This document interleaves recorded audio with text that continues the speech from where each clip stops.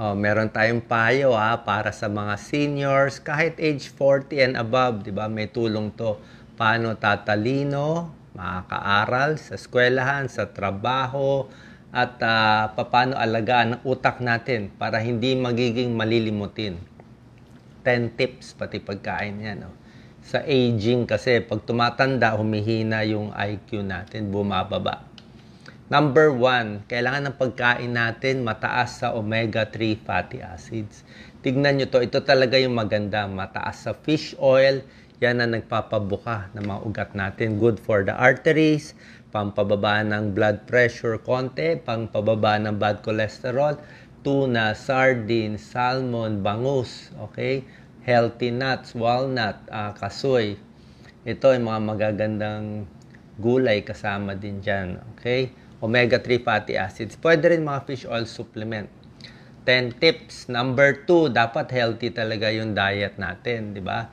Alam niyo naman yung mga healthy diet, yung broccoli, strawberry, spinach, garlic, matataas sa antioxidants, sari-saring fruits and vegetables. So, saging, lemon, orange, yan, Ito po yung mga pagkain para sa utak. Diba sabi nga, mani, pampatalino, pwede. Gusto mo konting kape, pwede naman ng kape. Kaya lang minsan sa senior, baka mag-palpitate. Kung meron kayong palpitation, skip beats, iwas sa kape. Dark chocolate, pwede naman. Pero ganito lang kalaki. Isang araw, 30 ounces lang. Mga 2 piraso nito, yan. 2 ganyang bar, tama na. Whole day na yan. Kasi kung masyado maraming matatamis, pwede tumaas ang blood sugar. Avocado, maganda yan. Healthy fats. Coconut oil, olive oil, whole grains, onions, tsaka yung mga herbs, maganda. Turmeric, maganda rin po. Yan mga brain foods natin. So, ito yung mga pagkaing mabuti sa utak, kamatis, broccoli, nuts, oily fish. Ito yung mga pagkaing iiwasan, lalo na pag tumatanda, di ba?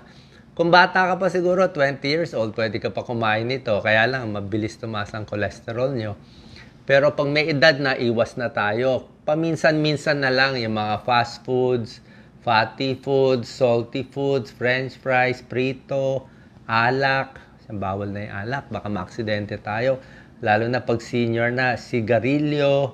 Kahit yung mga zero calorie po, soft drinks na zero calorie, hindi rin po ganun ka-healthy. Pinakamaganda, tubig na lang or lemon water. Kasi kahit zero calorie siya, matamis pa rin siya. Yung utak natin, masasanay sa matamis kahit walang calories. Kaya pag hindi ka uminom ng zero calorie soft drinks, maghahanap ka ng ibang matamis. Maghahanap ka ng ice cream, chocolate, donut. Kasi nasanay yung utak mo sa matamis Tsaka yung dark colored soft drinks, may phosphorus, hindi maganda sa kidneys. Pwede rin makasira sa kidneys yan. Healthy foods for the brain. Nakita nyo po yan. Number 3 tip, kailangan i-train yung utak. May kasabihan, use it or lose it. Dapat papaganahin mo yung utak mo. Pwede ka magsulat, pwede ka mag-painting, mag-aral ng bagong language, mag-enroll ng anong course, huwag magre-retire. Laging gagamitin yung utak. Pwede crossword, mag-math, mag-compute na lang ng math, wag na laging calculator. Lahat po yan, napaka-mahalaga. Tsaka yung pag-train ng brain natin, dapat araw-araw. Hindi yung minsan lang gagamitin yung utak, diba? Pwede ka mag-chess.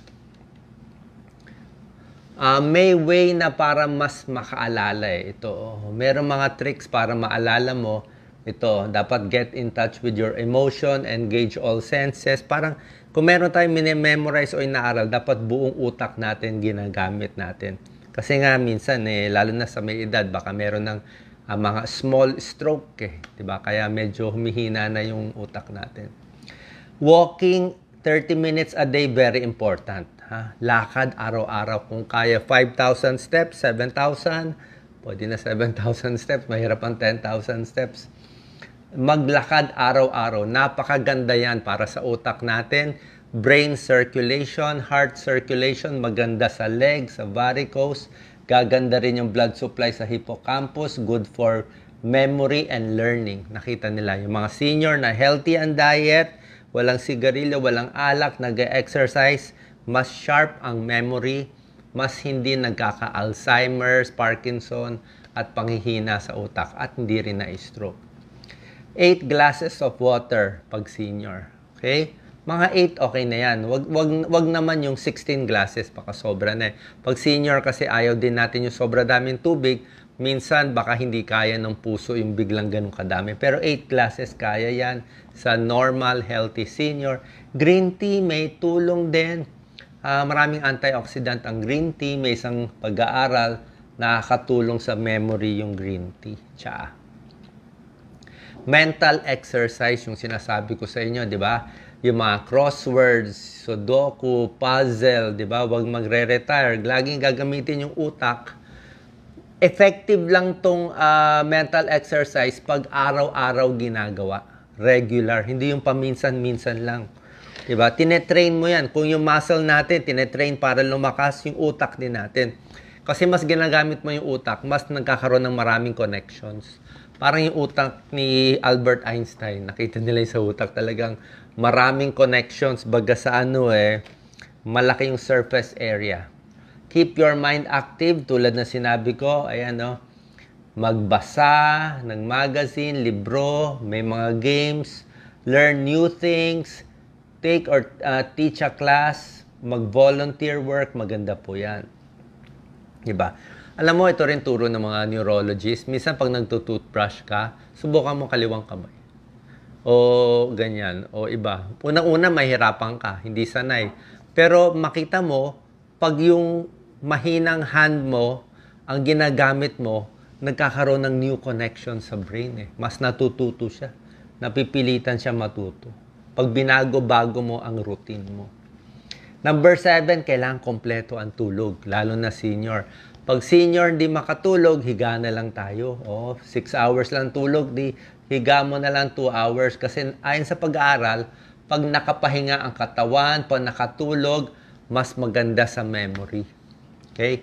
40% better. Pag kulang sa tulog, ay hindi na makaisip. Makakalimutin na. At pag kulang sa tulog, masama sa puso, naha-high blood, tumataas blood sugar, mas nagkakasakit. At mas kakain ng hindi healthy pag kulang sa tulog. Enough sleep, very important. Okay? Ayan, pag nag-aaral, dapat focus sa pag-aaral. Ito po, very important. Lalo na sa senior. Kailangan lagi silang may kausap. Okay? Social connection, kahit sino na lang kausapin. Pumunta sa isang lugar, sa barangay hall, o kahit hindi mo kakilala, o sa mall, makipagkaibigan, make new friends. Ano ibig sabihin?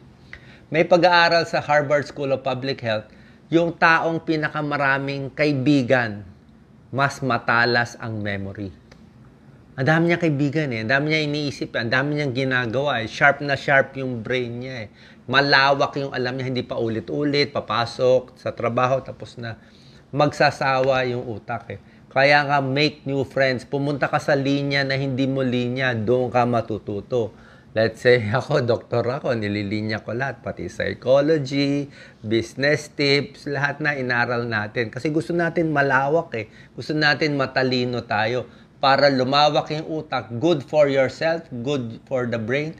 Hindi bumabagsak yung talino kasi nga sharp Hindi yung bobo na ito na lang paulit-ulit. Lalong hihina yung utak natin. You need new friends.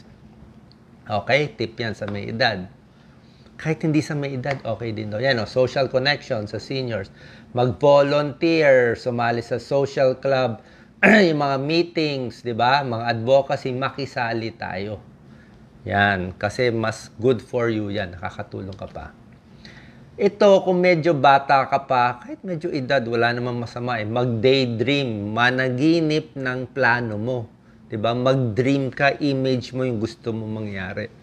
Laging ang pinakamagandang storya nga, diba, sa Kentucky Fried Chicken, diba, yung nung ginawa niya yon, Colonel Sanders, 65 years old na siya, retired na siya, binigyan nila siya ng pension, parang $400. Sabi niya, lang kwenta yung buhay ko, ito na lang. Papakainin ako ng gobyerno ko. So, naisip niya yung luto nung nanay niya or lola niya ng masarap na chicken. So, gumawa siya at 65 years old. Hindi siya nag-retire. Nagawa niya, 1 store, 2 store, lumakas na franchise.